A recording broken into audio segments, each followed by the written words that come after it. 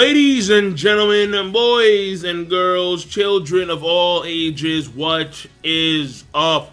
The king of the lightning is here today, bringing you guys and gals Toriko, chapter 376 review. Now, if you've not seen the live reaction, there'll be an annotation right here, as well as a link in the box below. This week's chapter of Toriko. La la.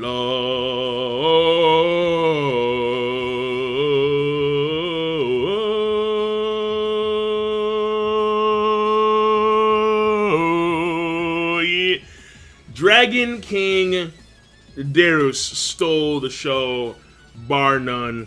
Extra dimensional beam of death. Oh my god. Okay, so let me focus on first the pacing and the structure, then the story progression, then the characterization. So, first of all, the pacing and the structure. It's three parts, but they're not individual parts. Because you have Toriko and his Dreaming Demons versus the Blue Nitro, and then Teppei joins the fray later. Toriko, I guess, does not have the stamina to maintain activity while his Dreaming Demons are out for so long. Then you have Starjin versus Joey for like a little bit, like for a smudge of time.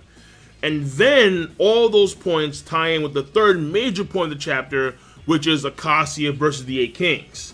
And that's really it from a structure and pacing standpoint. So overall, yeah, you have three parts, but not individual parts. It's pretty much one chapter where these two other parts kind of coincide with the third major part. So overall pacing was relatively fine. Now, when it comes to the story progression, you have the Dreaming Demons retreat inside Toriko, you have Teppei join the fray, Ume's going to where God is, you have Acacia taking on, mainly at this point in time, Guinness, comboing with Darius, which is amazing. Then we find out all the capture levels of the 8 Kings, and then it is Acacia now gunning for God, despite the fact that the 8 Kings are gunning for him, and also there is Joey transforming into her full-on Dreaming Demon form. And Starjin is still taking her on, and that's it, from a story progression standpoint. When it comes to characterization, first of all, the capture level of the 8 Kings.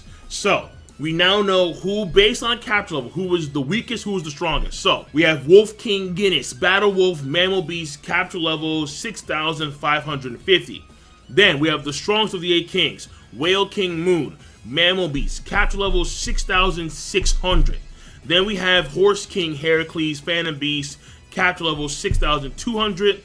Then we have Crow King Emperor Crow, Bird Beast, and we haven't gotten the name of the Emperor Crow just yet, but the capture level is 6,000. Monkey King Bambina, Mammal King species, capture level 6,000. Snake King Mother Snake, Reptile Beast, capture level 6,310. Deer King Sky Deer, Mammal Beast, capture level 6,450. I will tell you this here and now. I was not expecting Sky Deer to be stronger than Mother Snake. I was not expecting that at all. That surprised me. And then finally, Dragon King Darius, Pterosaur Beast, capture level 6,590. So when it comes to the 8 Kings, the 4 strongest are number 1, Whale King Moon, number 2, Darius, number 3, Guinness, number 4, Sky Deer. Number 2 for characterization is the fact that Toriko has a time limit when it comes to the amount of time his Dreaming Demons can stay outside of his body. So blue and red, the exact time I'm not too sure, but it's clearly a distinct time limit. As much stamina as he has, he can remain with blue and red outside of his body. So they can do their thing independent, but after a period of time, they have to go back inside Toriko. So that was pretty intriguing because that's relatively new when it comes to Toriko's combat scheme. The fact that red and blue, they can act independently, but only for a certain amount of time. There is a distinct time limit, but what that is, we're not too sure at this point in time. Number 3 for characterization is something fairly interesting. And it's not my own original thought, because I did see in the comment section of the live reaction. I forgot who said it. And if you said it, shout yourself out in the comment section of this video. But it was stated by someone that the reason why, and it makes perfect sense when you think about it, the reason why Acacia spit out what it ate of Guinness is because Guinness has no fear. And we all know that Acacia, the main thing he enjoys when it comes to eating life is despair.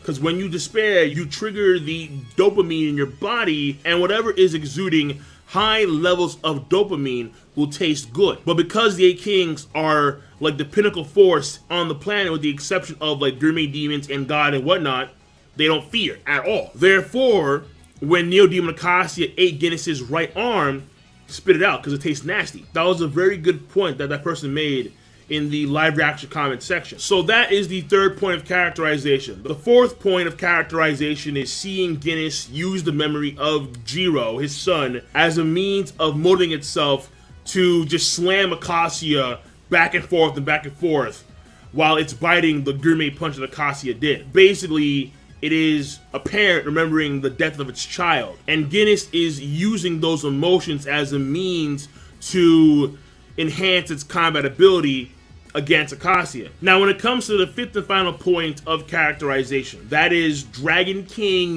Darus. And Dragon King Darus displays its power for the first time, and that is through the extra-dimensional laser. Now, in its mouth, it has like several tongues or feelers or whatnot, and they all fire individual laser beams that converge together to make a giant one. And this giant laser beam is extraordinarily powerful. Not even the Soragiri, the Sky Slicer of Joey, could penetrate it. It actually may have just bent it a little bit, I'm not too sure. But what's important to note here, 1, the destructive power, and 2, the speed. The speed is extremely fast. Not only did it go way out of orbit, like in a deep space, and we tracked its trajectory for a little bit, and we saw past other planets and like an asteroid. It went through this fairly large asteroid, and it didn't explode, it didn't make a dent in speed or whatnot. And that's very important to know, because this ties to the third thing, where when it comes to its destructive power, it comes in the form, I think, mainly of penetrative force. Because it hit that asteroid, and it just kept on going like it was non-existent. And I'm trying to figure out why it's called extra-dimensional. Like why do you need extra-dimensional in your laser title, sir? Like, what is going on there? So that's one thing that I did notice, just the penetrative force of the attack.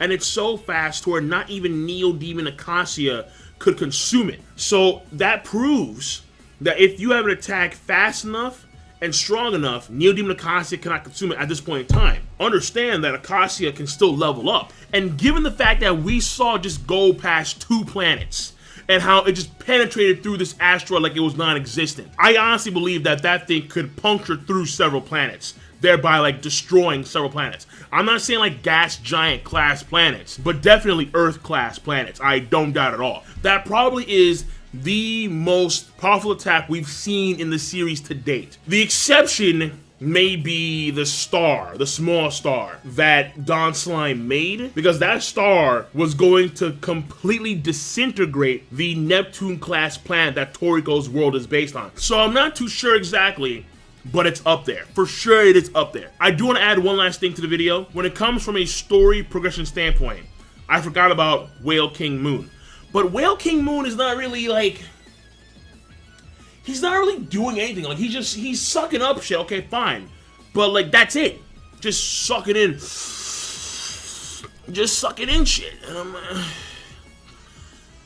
Like Darus is insane and epic. Guinness is always pretty crazy. I mean, one paw strike and ripples go across the entire planet. Moon is basic as fuck. Like, I know he's extraordinarily powerful given the instant kill factor and given the black hole factor, obviously, but Moon's kind of boring right now. Like, seriously, like, I never thought I would say that a black hole whale, a literal black hole whale, an instant kill dude is boring, but he's boring. Like, just in the water, just chilling, like, I'm like, that's it, dude? I mean, like, granted, Paris freaked out for an obvious reason, because Paris like, oh shit, Whale King Moon is on the move. But I'm sitting here like, all I'm seeing is waves kind of like getting sucked in, that's it.